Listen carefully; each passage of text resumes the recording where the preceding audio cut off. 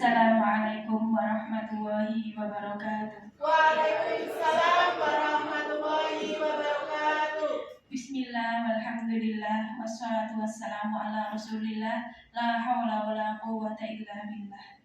Yang terhormat Bapak Kepala SD Negeri Sojamerto 1, yang kami hormati Bapak Ibu Guru dan staf SD Negeri Sojamerto 1.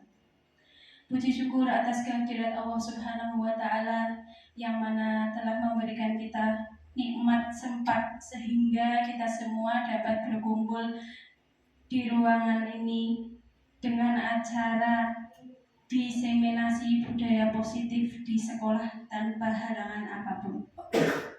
Sholawat serta salam marilah kita haturkan kepada junjungan kita Nabi Agung Nabi Muhammad Sallallahu Alaihi Wasallam.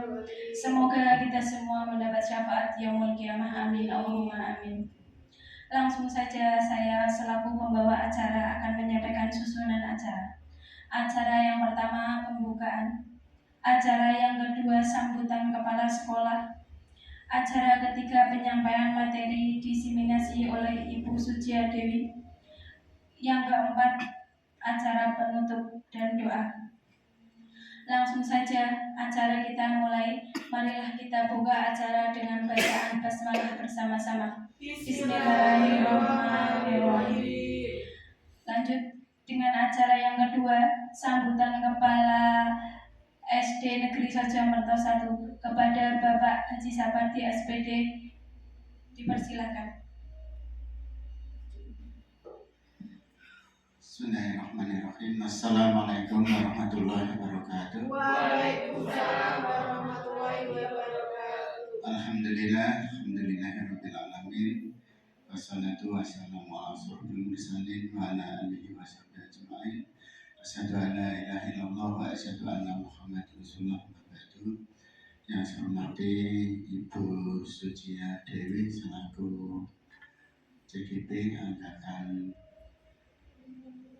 11 ya. Dan Bapak Ibu semuanya, Bapak Ibu guru semuanya, guru SD Sojamerto 1 yang berbahagia. Marilah untuk mengawali kegiatan pada siang hari ini kita selalu memanjatkan bersyukur kepada Allah SWT bahwa kita masih diberi kenikmatan nikmat iman Islam, sehat dan sempat sehingga siang hari ini kita dapat berkumpul di ruang ini dengan selamat, tidak ada hal suatu apapun. Yang kedua, salat setelah salam semoga curah kepada junjungan kita Nabi Muhammad SAW.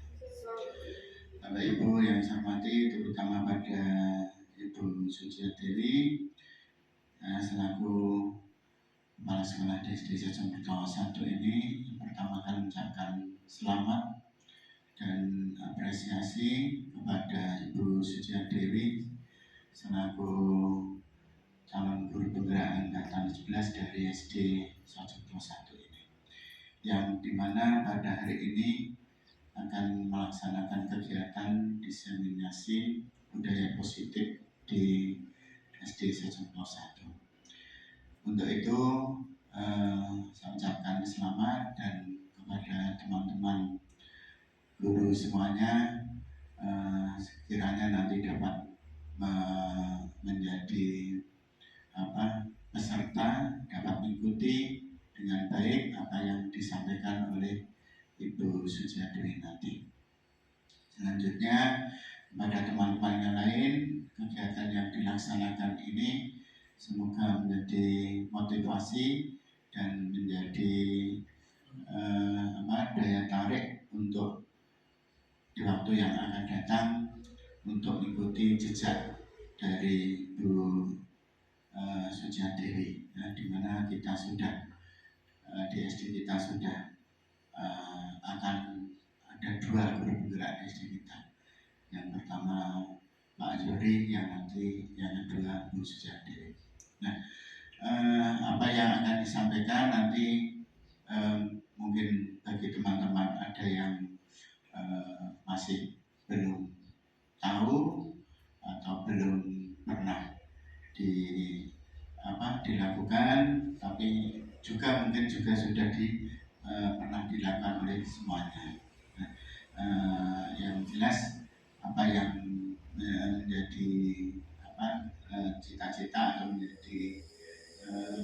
kegiatan yang dilaksanakan oleh guru gerak di SD kita semuanya harus mendukung. Itu saja Bapak Ibu dan Bu Mbak Dewi yang dapat saya sampaikan. Sekali lagi selamat untuk melaksanakan kegiatan hari ini.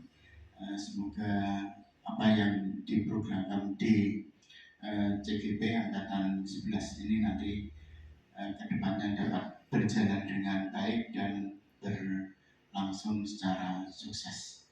Kurang mohon maaf. Akhiri wassalamualaikum warahmatullahi wabarakatuh. Waalaikumsalam warahmatullahi wabarakatuh. Terima kasih. Acara selanjutnya yaitu penyampaian materi diseminasi budaya positif di sekolah oleh Ibu Sucia Dewi SPD. Kepada Ibu Sucia Dewi SPD.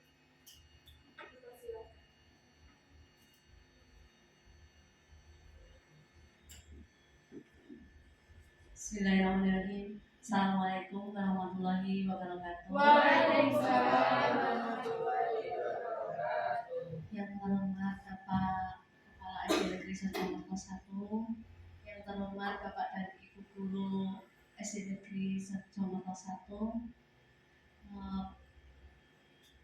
Pertama-tama marilah kita panjatkan puji syukur kepada Allah Subhanahu wa Ta'ala hingga hari ini kita dapat mengikuti acara saya di acara diseminasi penyebaran budaya positif di SD Negeri Soejomarto 1. Terima kasih untuk waktunya. Tidak lupa selawat dan salam kita junjungkan pada Nabi kita Muhammad Sallallahu Alaihi Wasallam yang kita nantikan syafaatnya nanti di yaumil qiyamah. Amin. Hari ini perkenankanlah saya untuk berbagi pengalaman. Jadi sharing saja, bukan mau apa ya, tidak mau ini pamer ilmu atau apa, hanya berbagi pengalaman itu tentang budaya positif. Tugas ini untuk memenuhi aksi nyata pada modul 1.4 menyebarkan pemahaman dan pengalaman penerapan budaya positif untuk tugas CGP Angkatan 11. Sekali lagi terima kasih untuk waktu dan kesediaannya.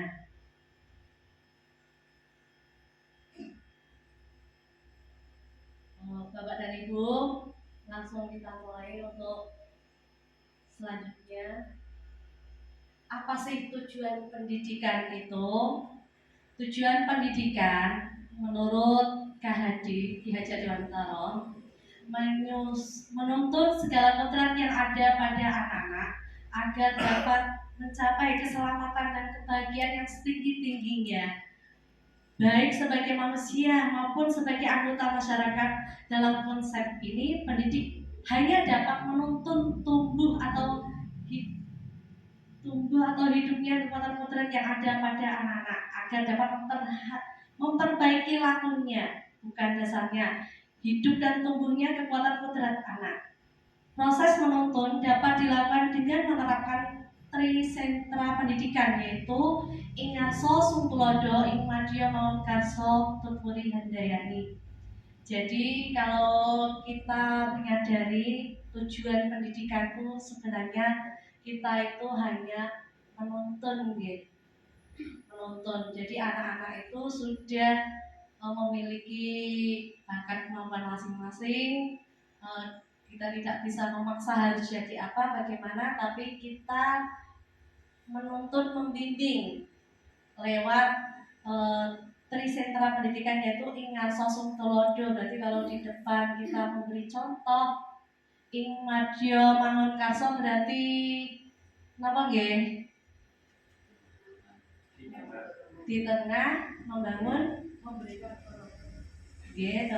Kemudian kalau tuturi handayani itu berarti memberikan motivasi. Oke. Iya.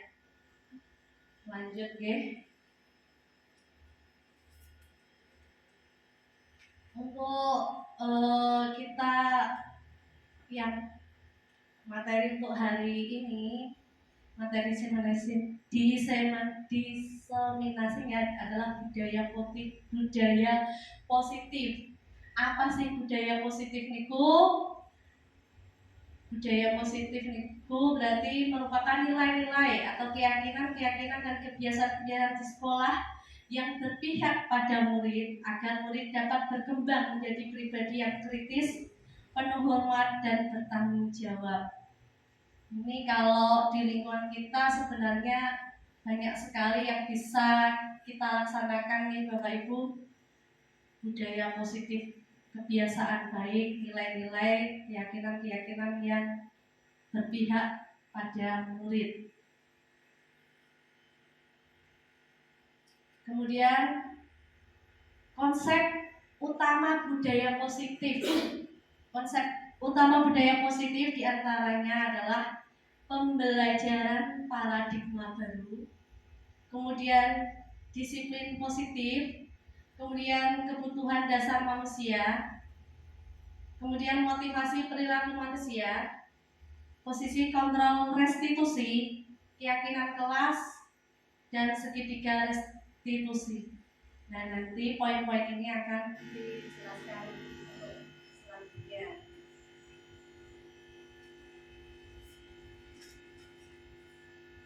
Sekarang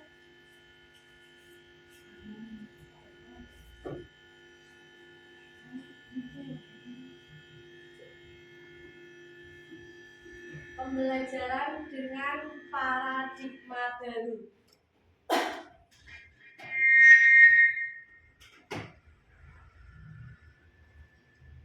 Pembelajaran paradigma baru itu dirancang berdasarkan prinsip pembelajaran yang berdiferensiasi sehingga setiap peserta didik belajar sesuai dengan kebutuhan dari tahap perkembangan untuk mewujudkan profil pelajar Pancasila. Nah, ini ada profil pelajar Pancasila yang jumlahnya itu dimensinya ada berapa ini Bapak Ibu? 6. Boleh kita nyanyikan bersama nggih? Pelajar Pancasila. Yuk, tak hitung 1, 2, 3. Pelajar Pancasila beriman dan bertakwa pada Tuhan Yang Esa dan berakhlak mulia, berkebinekaan global, gotong royong mandiri, kreatif dan bernalar kritis. Pelajar Pancasila beriman dan bertakwa pada Tuhan Yang Esa dan berakhlak mulia, berkebinekaan global, gotong royong mandiri, kreatif dan bernalar kritis. Tepuk tangan. Terima kasih. Ya. Nah, sekarang pembelajaran dengan paradigma baru ini saya jadi ingat dulu ketika uji coba Pak Eko ya, waktu dulu Pak Zuri itu ada yang menggenggam itu loh. Pak Eko sama Pak Pardi mungkin percobaannya masih ingat gak? Bisa diceritakan ketika menggenggam sesuatu kemudian ketika dirayu dipaksa apa yang terjadi Pak Eko dulu? Nggak mau. Itu bagaimana Pak Zuri minta ini pendapat dari Pak Yuri kan sudah ini apa filosofinya kalau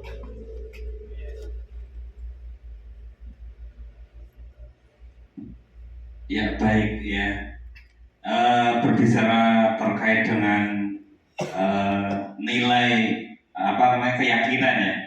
Keyakinan kan merupakan sebuah nilai yang diyakini. Nah, kalau apa kita meyakini sesuatu hal yang menurut kita itu apa namanya baik ya, kita dirayu atau di apapun pasti kita tidak akan goyah ya, karena nilai yang diyakini seseorang itu tidak bisa digoyahkan oleh rayuan atau hadiah atau apa dari apa namanya lawan kita ya. Jadi keyakinan itu merupakan nilai yang diyakini masing-masing individu untuk sesuatu hal yang menurut dia sesuatu visi-visinya yang ingin dicapai seperti itu.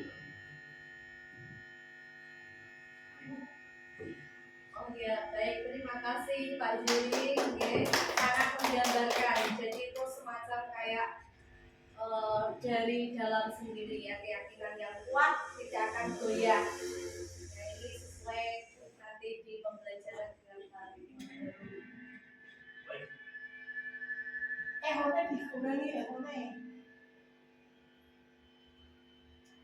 Kemudian lanjut ya. Untuk disiplin positif. Disiplin positif ini cara penerapan disiplin yang mengajarkan anak untuk bertanggung jawab dan menumbuhkan kesadaran diri berdasarkan nilai-nilai kebajikan. Ini arahnya lebih ke arah disiplin diri yang dapat mengontrol diri dalam melakukan segala tindakan. Kemudian dapat membuat murid memahami dan menyadari berdasarkan motivasi internal, bukan akibat paksaan, ujian atau hukuman. Jadi pelaksanaan disiplin itu didasarkan lebih ke motivasi internal. Kalau harapannya, kalau hanya sekedar aturan, kadang-kadang sering terjadi pelanggaran disiplin. Gitu, ya. Lanjut.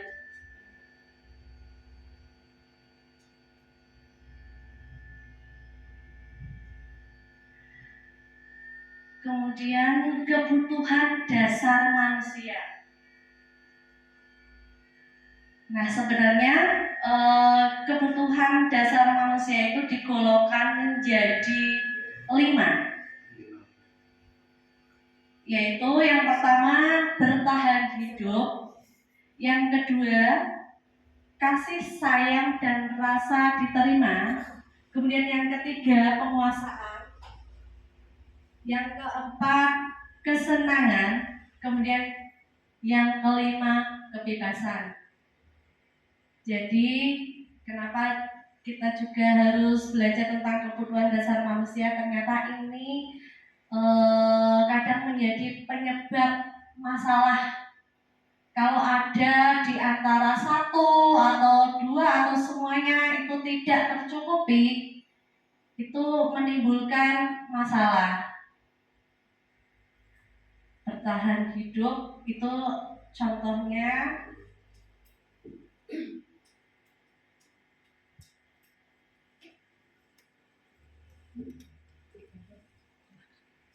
untuk contohnya kebutuhan dasar manusia bertahan hidup.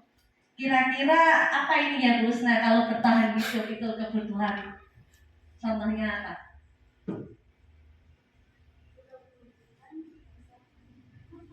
Iya, jelas nih. Makhluk hidup itu pasti makan, minum, itu untuk bertahan hidup.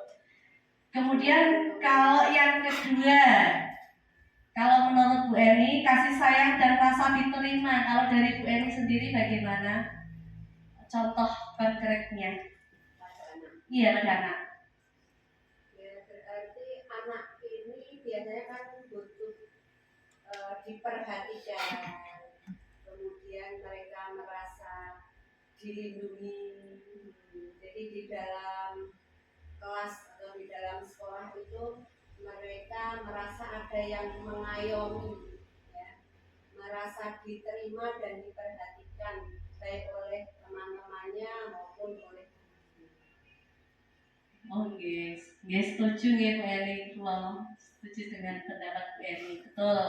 anak-anak kita itu butuh kasih sayang. Jadi kira-kira kita sebagai guru sudah menyayangi kah semuanya ya, tanpa pilih-pilih, karena semuanya memiliki hak yang sama. Kalau di sekolah mendapat kasih sayang ya dari bapak ibu guru, teman-temannya, supaya pembelajaran di sekolah itu akan terasa lebih nyaman. Misalnya tidak tercukupi kebutuhan kasih sayangnya, itu pasti akan menimbulkan masalah. Lalu mboten nggih, Bapak Ibu? Iya. Kalau misal bertahan hidup itu juga tidak tercukupi, anak sekolah kelaparan, masalah mboten kira-kira? Masalah nggih. Pak Eko pernah mendapati masalah yang ini bertahan hidup kira-kira?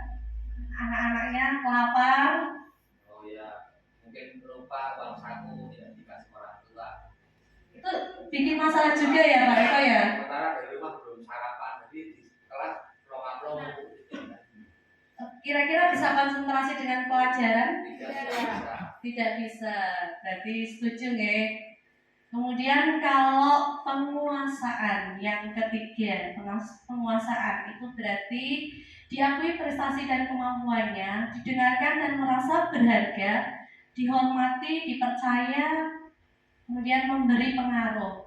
Kalau saya mau tanya untuk Bu Dani selaku Bu Guru kelas 1, apakah terlihat ada kebutuhan penguasaan di kelas 1? Ada, okay. Anak-anaknya sudah pengen diakui kalau saya itu pintar guru. Oh iya, jujur ya. Iya. Saya pintar, saya sudah bisa ini, sudah bisa itu, seperti itu. Oh iya, terima kasih Bu Dani. Kemudian yang keempat, kebutuhan kesenangan. Kalau menurut Bu Vina, kebutuhan kesenangan itu berarti apa? Kalau versinya Bu Vina? Versi saya sendiri atau Kesenangan ya, jadi saya bisa menikmati waktu senggang saya dengan baik. Kalau Bermain. Iya. Gurunya, kalau anak-anaknya. Kalau anak-anaknya mungkin diberi waktu istirahat sesuai dengan jamnya, dan atau mungkin ditambah pada waktu belajar sambil bermain, karena kodratnya anak-anak itu memang bermain. Jadi memang masuk akal ya, kenapa kok ada waktu istirahat ya, untuk kesenangannya, biar tidak jenuh, tidak bosan. Kalau seharian belajar terus dari jam 7 sampai jam 1, hak kesenangannya tidak diberikan, nanti juga akan timbul masalah ya. Kemudian yang kelima, kebebasan. Kebebasan berarti contohnya itu berarti mandiri, memiliki pilihan, tidak dikekang, dan suka mencoba-coba. Nah, selanjutnya motivasi perilaku manusia. Apa itu motivasi? Motivasi itu merupakan dorongan yang timbul pada diri seseorang secara sadar atau tidak sadar untuk melakukan suatu tindakan dengan tujuan tertentu. Jadi kalau kita lihat ya, di lingkungan sekolah kita, semua tindakan itu ada motivasinya masing-masing. Yang pertama itu menghindari ketidaknyamanan dan hukuman. Ini ditandai dengan peserta didik melakukan disiplin diri karena ia takut dihukum. Karena adanya hukuman, takut adanya hukuman, jadi peserta didik itu patuh pada aturan. Nah, ini masuk dalam motivasi ekstrinsik. Motivasinya dari luar, ya, karena bukan dari diri sendiri. Kemudian yang kedua, mendapatkan imbalan atau penghargaan. Ada tindakan seorang anak itu melakukan tindakan itu karena adanya keinginan pengen dapat hadiah, pengen dapat penghargaan. Ya, ini dicontohkan dengan peserta didik melakukan disiplin diri karena ingin mendapatkan imbalan. Berarti apa yang terjadi ketika ternyata imbalan itu kok tidak ada? Kira-kira apa yang terjadi nih Bapak Ibu nih? Kecewa. Iya, kalau kecewa berarti kan itu dari luar. Dia tidak sadar dari dalam diri hatinya sendiri. Nah, yang ketiga, menghargai nilai kebajikan diri sendiri. Nah, ini ditandai dengan peserta didik melakukan disiplin diri karena sadar akan nilai kebajikan pada dirinya sendiri atau motivasi intrinsik dari dalam. Oke, saya mau minta pendapat dari Pak Zuri. Kalau yang paling baik untuk anak-anak kita, idealnya itu yang mana supaya disiplinnya itu selalu tertata terus? Menurut saya kalau sulit teorinya itu ya, Iya. ya kesadaran itu yang paling baik adalah kesadaran yang muncul dari dalam dirinya sendiri atau dari intrinsik dari diri siswa itu sendiri. Karena kalau kesadaran muncul dari hadiah atau hukuman, nanti kalau tidak ada hukuman, kalau tidak ada hadiah, si anak itu akan kembali melakukan kesalahannya atau melakukan apa? Kalau tidak ada hadiah, dia tidak ada motivasi. Tapi kalau kesadaran itu muncul dari dalam dirinya, tidak ada hadiah, ada yang melihat, tidak ada yang melihat, otomatis budaya posisi itu selalu akan dilaksanakan sampai dia dewasa. Menurut saya yang paling baik ya faktor dari intrinsik.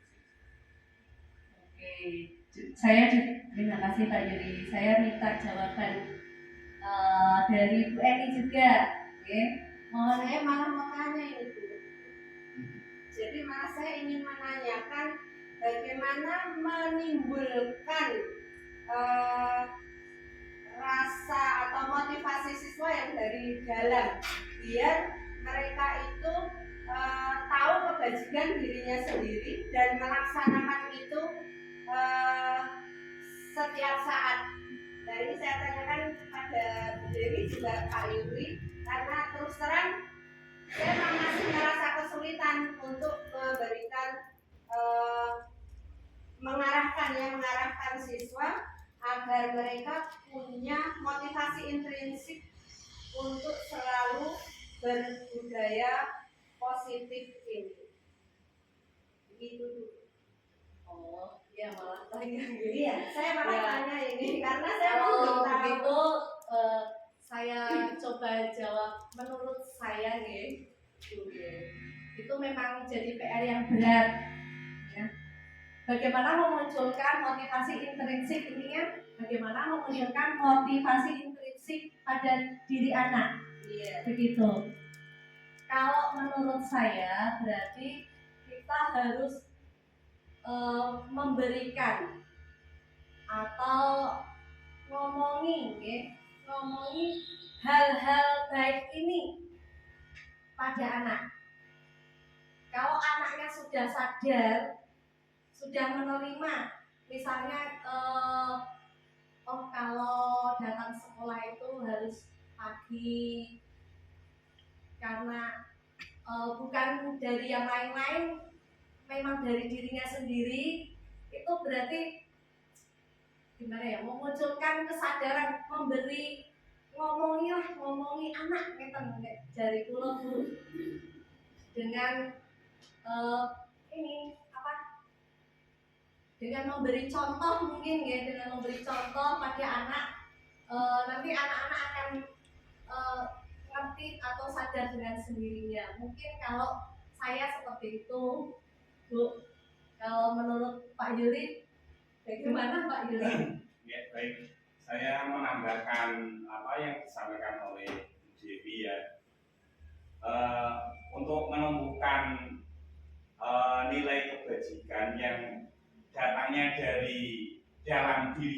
sendiri,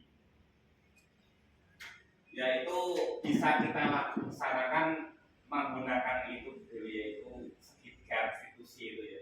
Jadi apabila anak melakukan kesalahan, dia tidak langsung dihukum, tapi distabilkan dulu emosinya, ya. Keadaannya dilakukan, terus kita cari apa yang menyebabkan si anak itu melaksanakan kesalahan.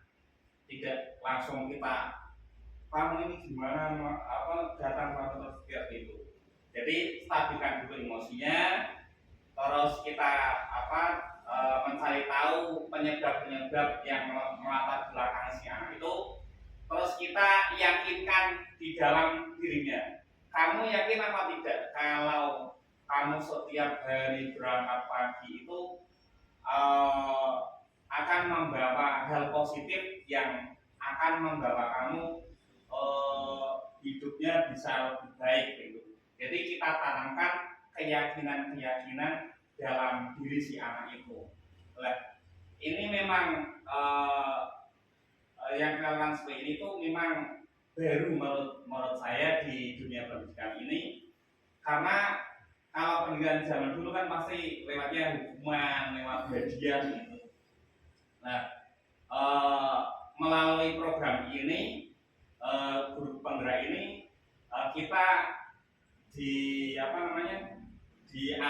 saya untuk meyakinkan nilai-nilai positif itu datang dari individu si anak itu. Jadi kita tanamkan keyakinan-keyakinan, meskipun sedikit demi sedikit lah, mungkin suatu saat anak itu akan teringat keyakinan-keyakinannya yang bisa membawa kehidupan si anak itu lebih baik lagi.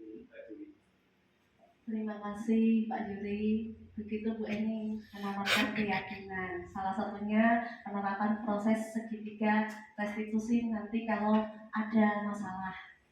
Oke. Terima kasih sekali Bu Dewi ilmunya. Memang bagus sekali ya kalau saya dengar tadi, dan harapan saya mungkin juga harapan semuanya itu kalau kita terapkan bersama-sama, saling bersinergi, saling melanjutkan budaya-budaya positif seperti itu di semua jenjang kelas. Insya Allah tujuan atau visi dari sekolah kita nanti juga akan terwujud. Harapannya jadi ada sinergi dari satu kelas dengan yang lainnya, antar gurunya, jadi nanti bisa benar-benar budaya positif itu tidak hanya sekedar wacana, tapi memang benar-benar bisa kita terapkan pada peserta didik kita. Terima kasih Bu Eni, betul sekali. Berarti ya Pak, ini budaya positif itu harus berkelanjutan. Budaya positif yang sudah diterapkan di kelas 1 jangan sampai berubah di kelas 2. Yang budaya positif yang sudah di kelas 2 harus lanjut sampai budaya di kelas 3, kelas 4, kelas 5, dan kelas 6. Itu harapannya. Sampai nanti lulus, betul. Kalau melihat teori seperti itu, kayaknya muridnya indah-indah sekali, ya Bapak Ibu. Kalau ada apa nggak usah dihukum, tapi kadang kita tidak tahu. Makanya sekarang harus sinergi. Kita terapkan nanti, kalau yang bisa kita terapkan, kita terapkan. Terima kasih atas masukannya Bapak dan Ibu. Kemudian 5 materi selanjutnya yaitu 5 posisi kontrol guru dan orang tua. Sebenarnya kita itu berada di posisi mana sih Bapak Ibu dalam menghadapi anak-anak ini? Apakah kita itu berada di posisi penghukum, kemudian pembuat rasa bersalah, atau sebagai teman atau pemantau, dan yang paling bijak lagi sebagai manajer. Nanti kita ingat-ingat kembali, kita pernah nggak, kalau penghukum bagaimana Bapak Ibu? Apakah pernah dilakukan sama siswa? Guru menghukum? Iya. Kalau pernah pasti pernah. Iya, kalau pernah pasti pernah. Tapi sebenarnya apakah itu baik atau tidak? Ya? Nanti kita bahas. Kemudian membuat rasa bersalah sebagai teman, pemantau, manajer. Contoh penerapan 5 posisi kontrol untuk penghukum. Ini contohnya. Karena kamu main HP saja, silakan berdiri di depan kelas. Apalagi ada yang berdiri di depan kelas dengan mengangkat satu kaki. Itu sekarang sudah tidak diperbolehkan, seperti itu. Bisa-bisanya kamu tidur ketika ibu menjelaskan, silakan keluar kelas. Itu enggak bagus kalau seperti itu. Sekarang di SD kita enggak ada kayaknya, sudah enggak ada. Kalau guru zaman dulu mungkin saya pernah dihukum juga, lari-lari keliling lapangan, padahal pelajarannya buat olahraga. Kemudian yang kedua, membuat rasa bersalah. Itu contohnya, berapa kali ibu harus mengingatkan kamu, ibu kecewa dengan kamu. Mau jadi apa kamu di masa depan nanti ketika belajar kamu malah tidur. Membuat rasa bersalah pada anak. Kalau sebagai teman, itu contohnya, ayolah jangan ribut, buat ibu bangga kali ini, buat ibu bangga kali ini aja ya ributnya. Jadi ngomongnya itu nadanya santai, seakan-akan kayak anak didik kita itu dianggap sebagai teman, bahasanya lebih santai. Jadi anak-anaknya mungkin terasa lebih akrab gitu nggih. Kalau di penghukum kan biasanya anak-anak cenderung merasa bagaimana? Takut ya. Membuat rasa bersalah malah, kalau membuat rasa bersalah kalau langsung didakwa gampangannya, anak-anak malah kalau ditanya nanti malah diem saja karena ini membuat rasa bersalah. Kalau sebagai teman lebih santai. Ya udah gak apa-apa kamu tidur pembelajaran saat ini, pertemuan minggu depan jangan lagi ya. Itu. Kemudian kalau sebagai pemantau, kamu sudah tidak menaati kontrak belajar di kelas. Masih ingat kan konsekuensinya apa? Coba ingat kembali kontrak belajar kita dan konsekuensinya. Itu kalau sebagai pemantau. Kemudian kalau manajer, apakah kamu tahu kesalahan kamu? Kemudian kira-kira bagaimana kamu memperbaiki kesalahan kamu ini? Kalau menurut versi bahasa saya, kalau manajer itu lebih bijaksana dalam menghadapi murid-murid yang melakukan sebuah kesalahan atau apa, ya? Nah ini kita ingat kembali, kita tuh sudah menerapkan yang paling bijak atau belum? Apakah masih penghukum ataukah sebagai teman? Yang jelas kalau saya sendiri itu semua sudah pernah saya lakukan, tapi kalau sekarang saya mencoba akan ke yang lebih baik. Berarti saya memilih kalau bisa sebagai manajer dalam menghadapi anak didik yang melakukan kesalahan. Oke, Bapak Ibu, posisi 5 posisi kontrol tadi napa mawon nggih? Napa mawon mau? Nah, penghukum, membuat rasa bersalah sebagai teman, pemantau, kemudian manajer. Oke, paling enggak ingat lagi.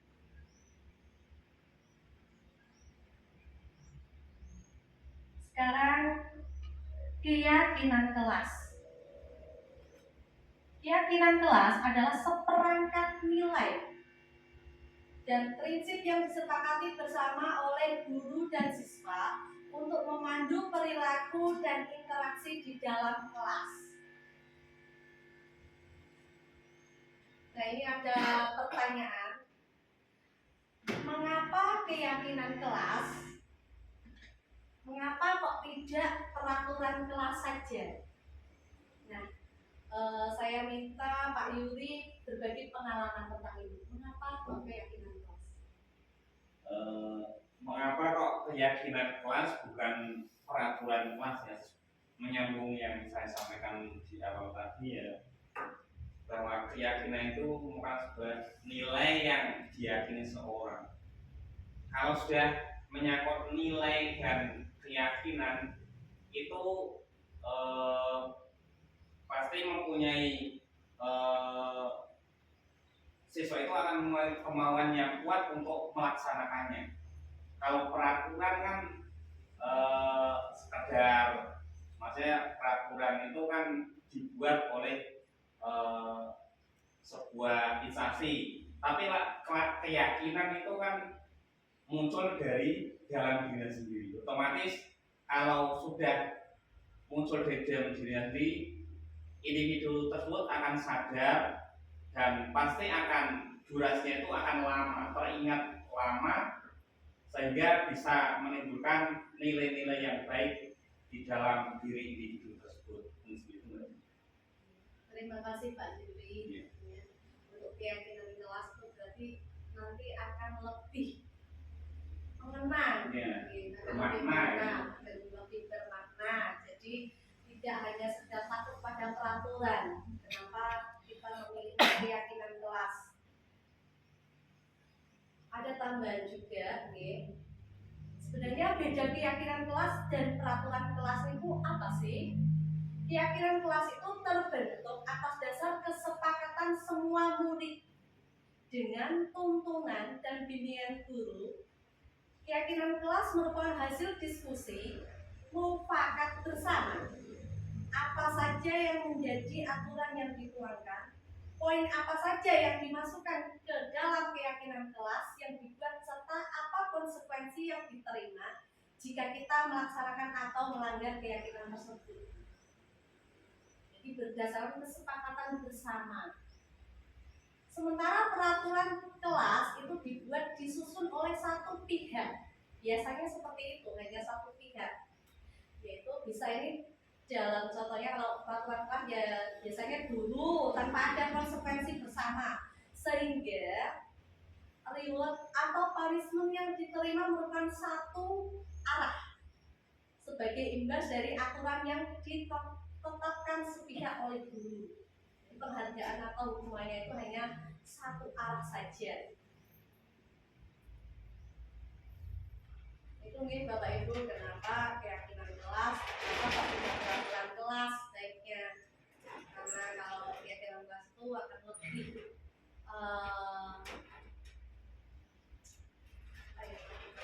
lebih bermakna.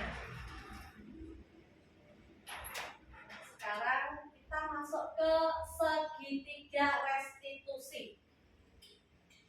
Untuk segitiga restitusi itu adalah suatu proses.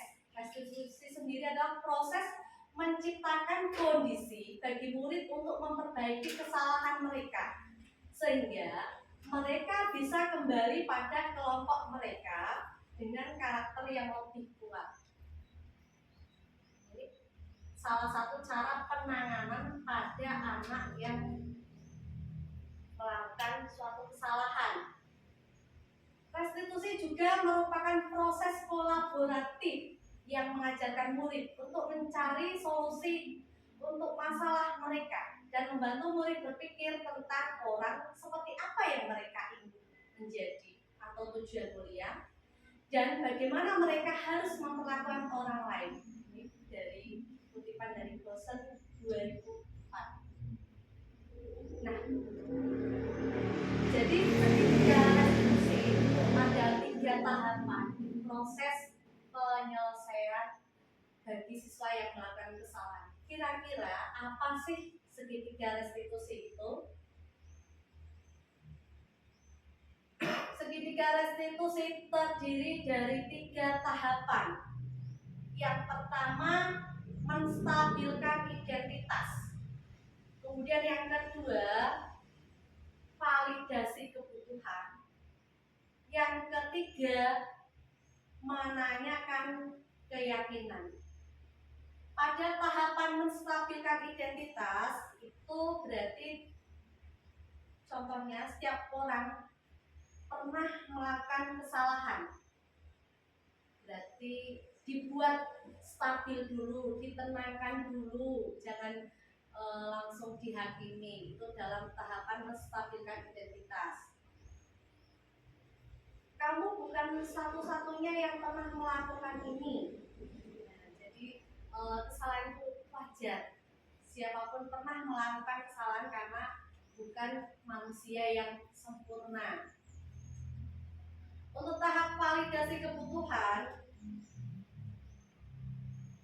contohnya, kamu tentu punya alasan mengapa melakukan itu. Ditanya alasannya apa, kemudian adakah cara yang lebih efektif untuk mendapatkan apa yang kamu butuhkan. Itu pada tahap validasi kebutuhan. Tahap yang ketiga, tahap yang terakhir pada segitiga restitusi, yaitu menanyakan nilai-nilai apa yang telah kita sepakati, mengingatkan kembali sebenarnya keyakinan apa yang sudah disepakati. Dan kamu ingin menjadi orang yang seperti apa? Jadi di sini anak itu mulai ditanya bagaimana langkah yang dilakukan setelah melakukan kesalahan. Itu pada tahapan menanyakan keyakinan. Solusinya dari mereka sendiri, bukan dari kita yang memberikan solusi. Nah sekarang pada praktek kegiatan teng mriki badhe kula saya tampilkan kegiatan awal tahun. Nanti ada praktik segitiga restitusi di kelas 6, kemudian tanggapan dan refleksi siswa.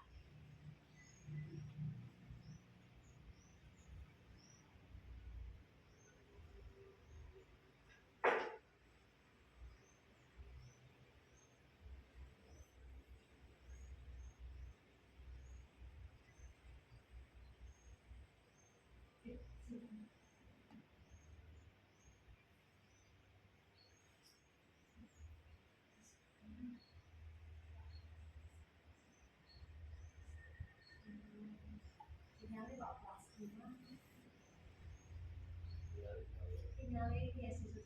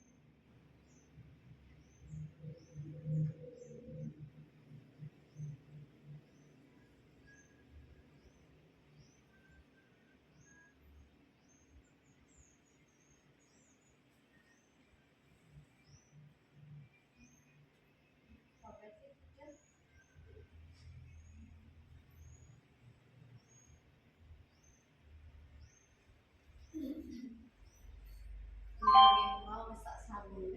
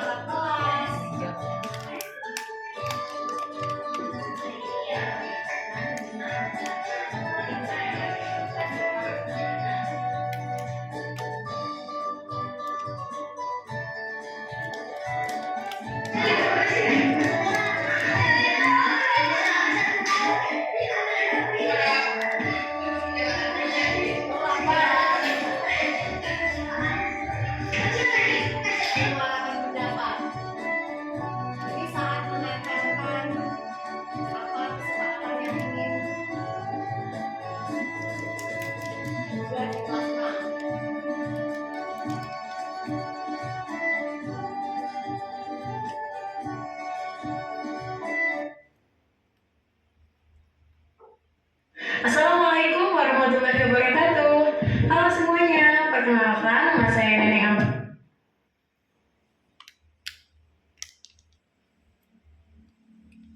Nah, kemudian yang kedua itu praktek segitiga restitusi di kelas 6. Ini permasalahan yang saya ambil di kelas 6 yaitu ada salah satu anak kelas 6 namanya Salis. Dia itu terpilih menjadi peserta lomba FTBI. Ketika ditanya siapa yang mau nulis jawab, itu ngacung, tapi ternyata dalam perjalanan kayak Salis ini merasa enggan, dia nggak mau belajar bahasa Jawa, kayak ternyata angel, dia mau kayak seperti itu. Dan kemudian saya tanya, dan ini hasilnya.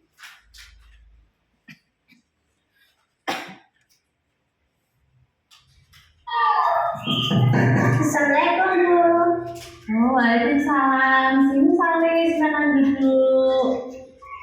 Selamat pagi Salis. Selamat pagi Bu. Salis, Guru ingin bicara denganmu tentang apa yang Guru perhatikan akhir-akhir ini. Kamu tampak mudah dan malas untuk mengikuti pelajaran bahasa Jawa. Sebenarnya apa yang terjadi? Apakah Guru boleh tahu?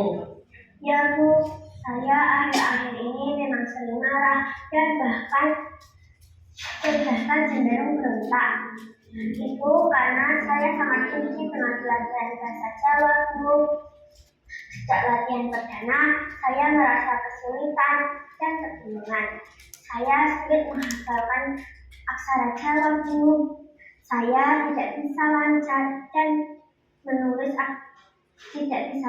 membaca dan menulis huruf Jawa Bu. Kepala saya suka pusing kalau melihat aksara Jawa Bu. Nah, Salis, Guru juga pernah mengalami apa yang pernah kamu rasakan dulu waktu Guru di sekolah dasar. Guru seperti itu, tapi Guru segera menyadari kesalahan Guru dan segera memperbaiki diri. Karena sebetulnya belajar bahasa Jawa itu adalah hal yang utama, karena bahasa aksara Jawa itu kan peninggalan bersejarah yang harus kita lestarikan. Saya pusing dan bingung. Itulah yang mengakibatkan saya menjadi benci dan malas mengikuti pelajaran bahasa Jawa. Ditambah dengan gaya penyampaian saat latihan perdana yang membuat saya bosan dan semakin bingung. Saya sangat benci dengan bahasa Jawa Bu. Oh, begitu. Ibu paham apa yang kamu alami Salis, tapi perlu diingat waktu pertemuan di awal Salis kan sudah bersedia, ya kan, mengikuti lomba FTBI untuk lomba membaca dan menulis aksara Jawa, ya kan. Nah, lombanya itu sebentar lagi loh Salis, ya, tinggal selangkah lagi. Kamu harus berusaha untuk mencintai bahasa Jawa supaya nanti hasilnya bisa sesuai dengan harapan yang kita inginkan. Terima kasih Bu Dewi. Saya akan berubah lebih mencintai pelajaran bahasa Jawa dengan belajar demi kesuksesanku di masa depan. Iya, bagus. Guru menghargai semangatmu. Nanti Guru juga akan mencoba dengan berbagai model variasi latihan supaya kamu cepat memahami aksara Jawa. Oke? Oke. Demikian prosesnya. Kemudian yang terakhir, tanggapan. Assalamualaikum warahmatullahi wabarakatuh. Perkenalkan, nama saya Salisan Yaliasa atau biasa disapa Salis. Saya bersyukur dan sangat senang karena saya sudah bisa menyelesaikan masalah yang ada pada diri saya sendiri. Yakni yang semula tidak mau menjadi peserta lomba menulis dan membaca aksara Jawa. Namun ini setelah berdiskusi dan menemukan diri yang tepat bagi saya lebih semangat dan sudah belajar aksara Jawa demi masa depan saya yang lebih baik. Terima kasih Bu Dewi atas bimbingan dan motivasinya. Wassalamualaikum warahmatullahi wabarakatuh. Assalamualaikum warahmatullahi wabarakatuh. Demikian Bapak Ibu untuk tanggapan siswanya.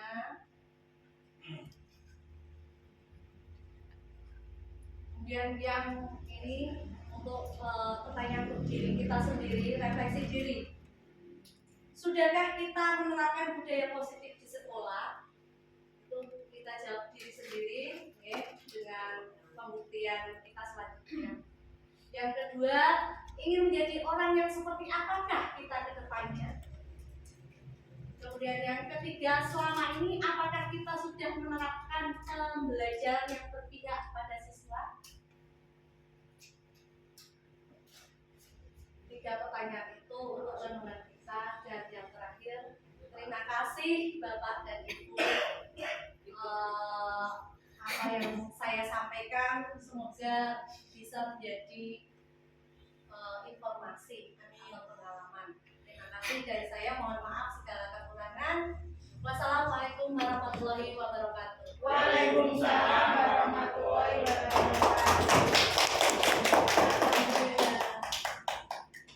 Doa.